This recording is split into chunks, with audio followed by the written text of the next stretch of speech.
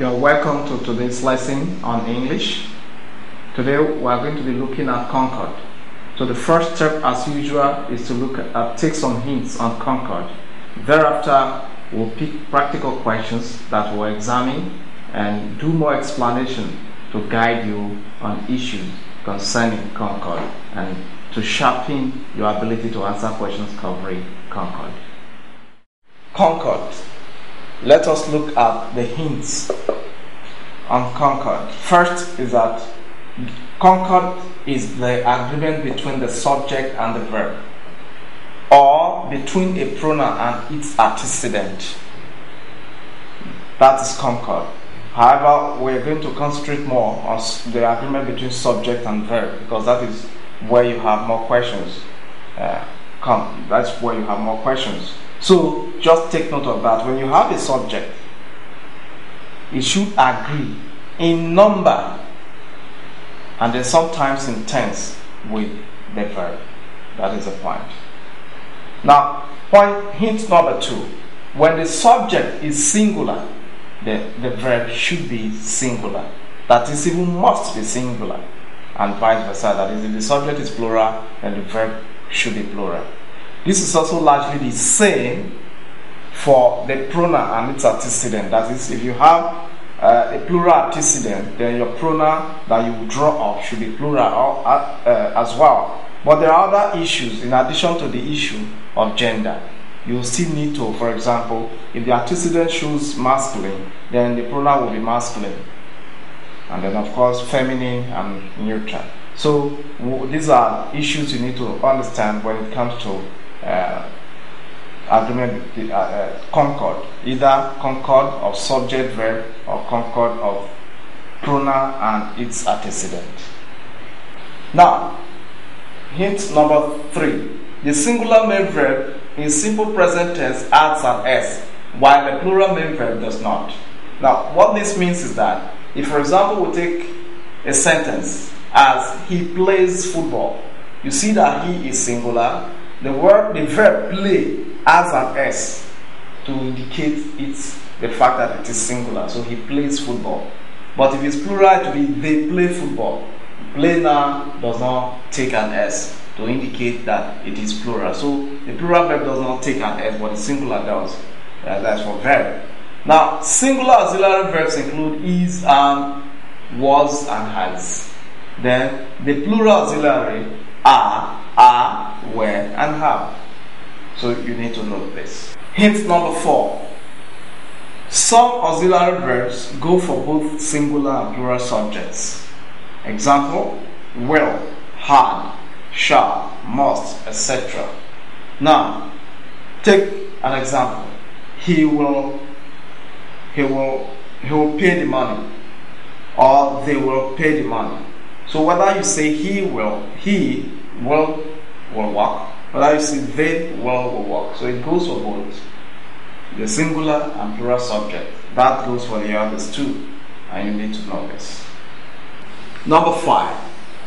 Concord operates more in the present tenses, but particularly in the simple present tense.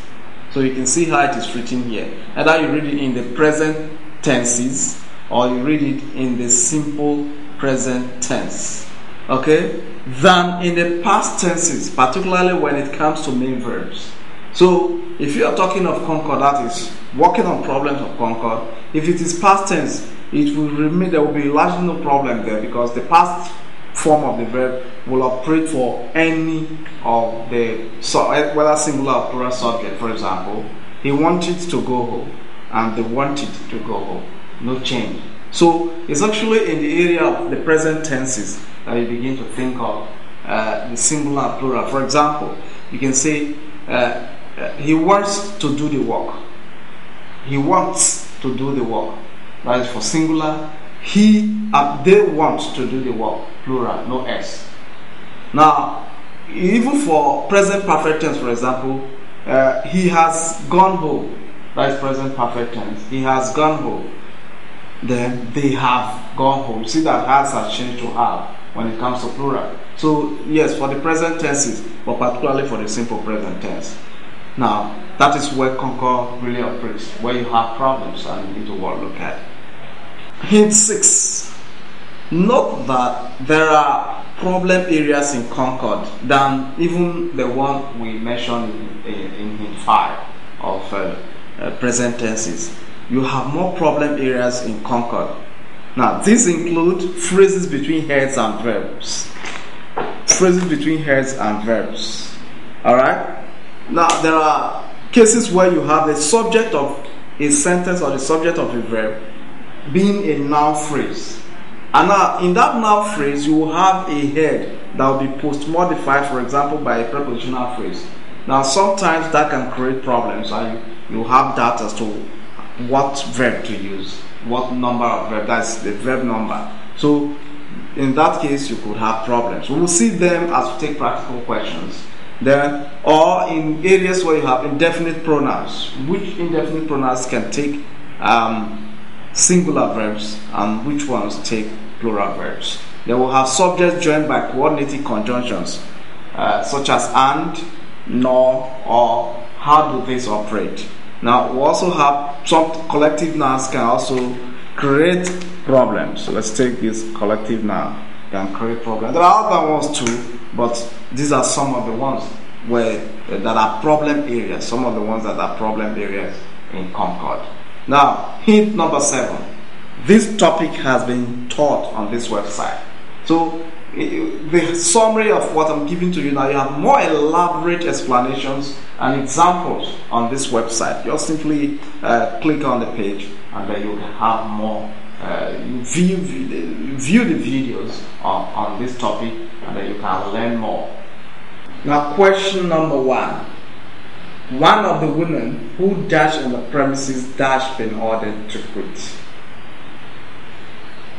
The options: A, sells have. That is, one of the women who sells in the premises have been ordered to quit. B, sell has. That is, one of the women who sell in the premises has been ordered to quit. C, sell her. One of the women who sell in the premises have been ordered to quit.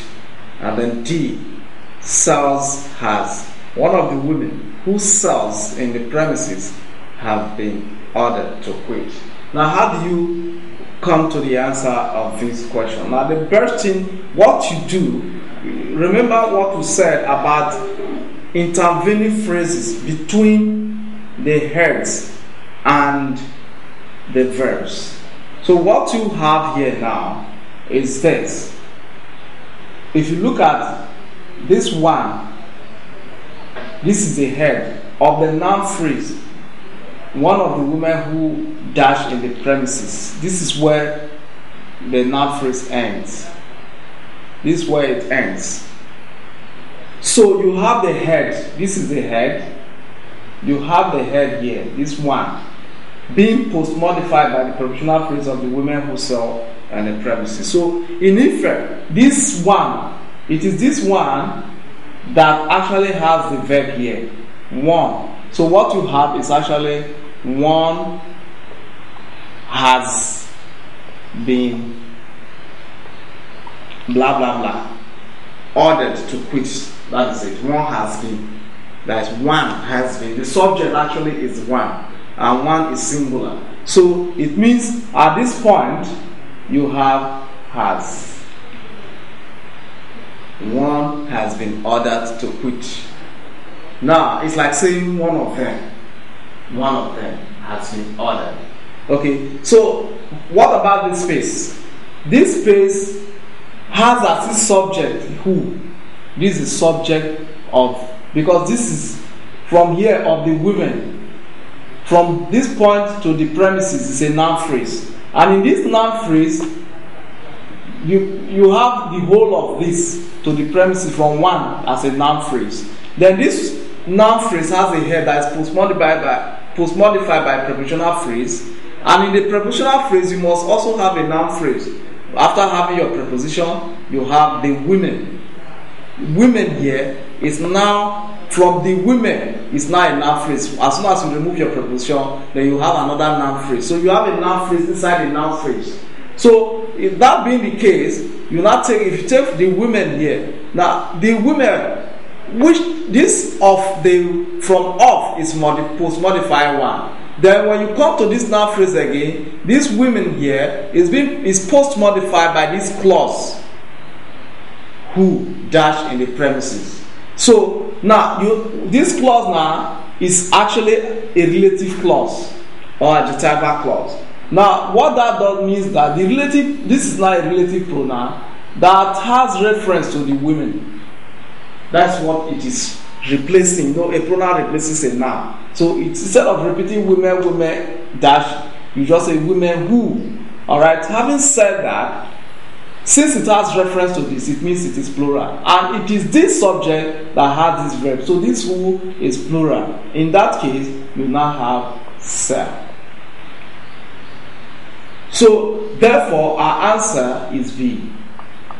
One of the women who sell in the premises has been ordered to quit. That, therefore, is our answer. Question number 2. A wide range of options dash made available to students in their final year last year. A wide range of options dash made available to students in the final year last year. Now, what is the answer? Let's take the options. A is, that is, a wide range of options is made available to students in their final year last year. Then B, where, that is, a wide range of options were made available to students in their final year last year. Then C, R, that is, a wide range of options are made available to students in their final year last year. And then D, was, that is, a wide range of options was made available to students in their final year last year. Now, what is our answer? We can easily eliminate is and are because of the use of large share. That's the issue of tense. Remember, we looked at issue of tense. So you can easily see that is and are apt because these are verbs to represent present tense. The simple present tense, or you can combine them with other main verbs to give you other forms of the present tense. All right. So we can remove A and C. So we come to B and D, past tense verbs. All right. Having seen that, now we'll ask ourselves. Remember that B is for plural, is a plural verb, so for plural subject, and D is a singular verb for singular subject. So the question is, what is the number of our subject? Now let's come to the subject of this sentence or verb. Now it's a wide range of options. That is where you have the subject. Now you ask yourself, what is the main word? Usually you must look at the main word, otherwise known as head. What is the head of this noun phrase? Can we say a dash made? If we take our answer now, can we use a? No. The main word, can we use wide? No. Can we use of? No. Can we use options? Now, it is between range and options. What are we really talking about? Is it the options that dash made available? No. What we are talking about here is range. So range is the head. The range, a range dash made available. Now, this range, is it plural or singular? This is singular range, not one range, not two ranges. So we have was as our answer. So that we cannot say a wide range of options was made available. Now, you can remove every other thing and just say a range was made available. What they are talking of is a range. Now, but what sort of range? What sort of range? That's the question. The range that we are talking about is of options, not of numbers. It's of options, not of numbers. So, of options is a prepositional phrase post-modifying the head range. But the main word is range and it's singular, so our verb should be singular. Therefore, the answer is D. A wide range of options was made available to students in the final year last year. Question number 3. The police claim that a number of stolen cars dash recovered.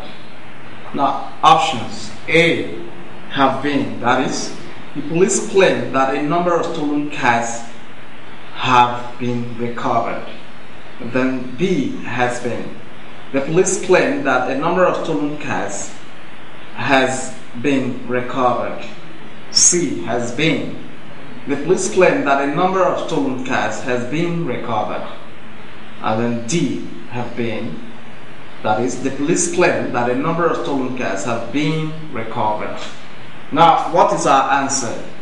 We can eliminate C and D.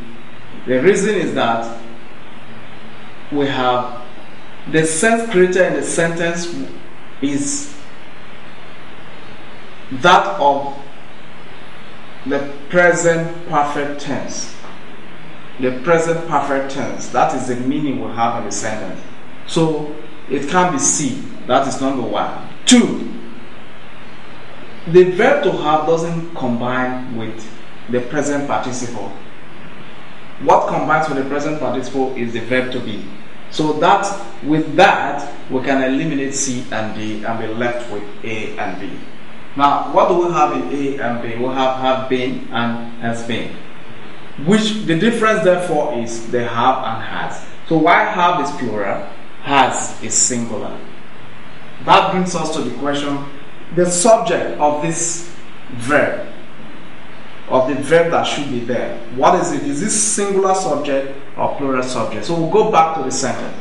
The police claim that a number of stolen cars dash recovered.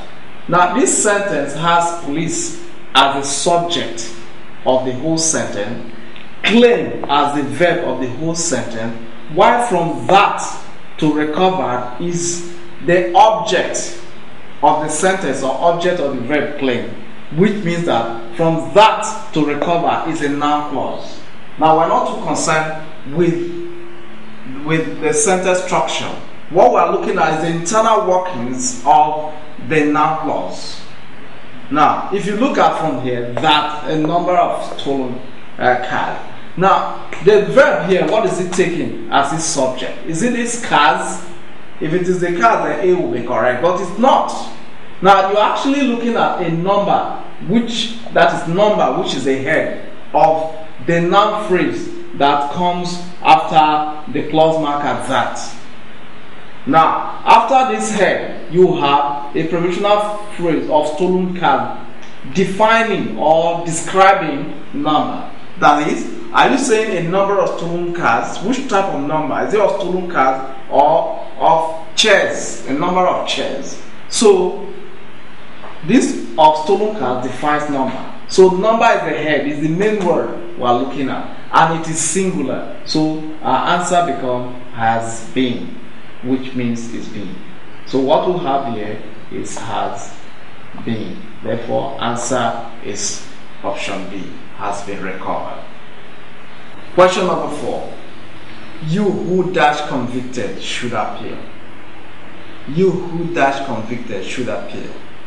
Options: A, has been. That is, you who has been convicted should appeal. B, is. That is, you who is convicted should appeal. Then C, was. You who was convicted should appeal.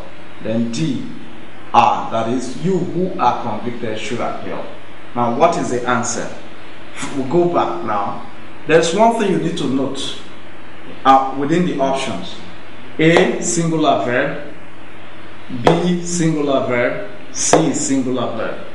That tells you that. And if you put it that way, they can work, because actually the issue of tense doesn't come here. Okay? It doesn't really come. It could be present tense, it could be past tense. So it means that A, B, C could be the answer if it was to be singular. So automatically that should send you the signal that D will probably be your answer. But let's look at the question again, the sentence. Now, you, this who is a relative pronoun once again. And relative pronouns must have reference to a noun or another pronoun. And this relative pronoun now has reference to you. Okay? Has reference to you, this personal, second person personal pronoun. And that, if that is the case, it means that you are actually saying you dash convicted. And when you have this, you cannot take a singular verb. You is convicted, or you was convicted. It won't be. You can either be you are convicted or you were convicted. And there's no word here. So you can see that what you have here is you are convicted. So based on that, this who, which has reference to you, will take a plural verb, you who are convicted. Meaning D is our answer. So this particular one has a different operation from the first three numbers. Those ones you are looking at, you are looking at an intervening phrase between the head and the verb. Here we are looking at the issue of the relative pronoun having reference to a noun. Now, if you have if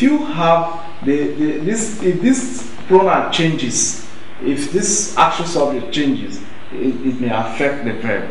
For example, Jane, who dash convicted. It will be Jane who is convicted. For example, Jane who is convicted, because the who will have reference to Jane. So you want to look at such workings when you answer questions on Concord. Question number 5. 3/4 of the hostel dash been painted and 3/4 of the student dash moved in. Options: A, has stroke has. That is, 3/4 of the student of the hostel has been painted and 3/4 of the student has moved in.